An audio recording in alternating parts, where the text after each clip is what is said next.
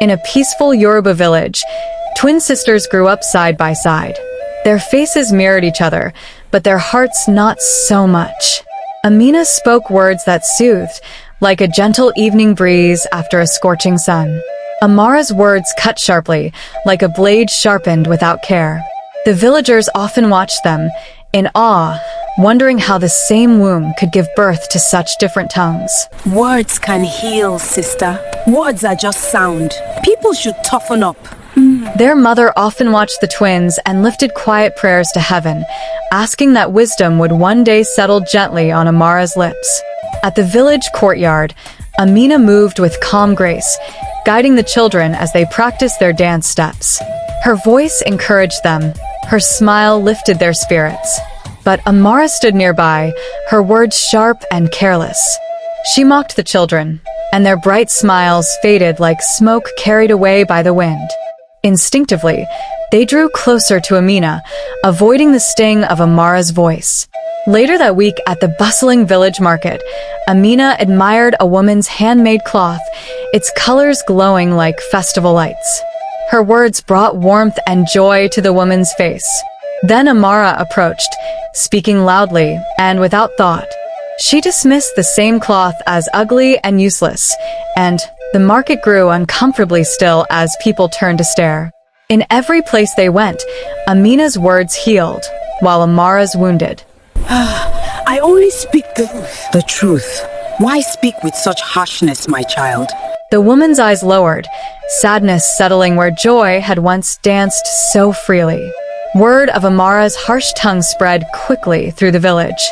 Soon, quiet rumors began to drift from hut to hut, whispers saying Amara took pleasure in tearing others down.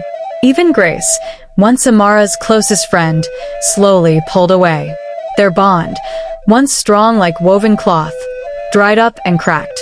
Grace withdrew from her like water disappearing into thirsty earth. It's wounded me, Amara. You're too sensitive. Everywhere Amara turned, the shadows left by her own words began to follow her. Soon the village youth stopped calling Amara to their gatherings beneath the whispering palm trees. Amina reached out to her, speaking gently, hoping her sister would soften, but Amara's pride rose like a tall, unbroken wall, shutting every warning out. Then one afternoon, her tongue struck again. She insulted a boy's family, and the courtyard grew still.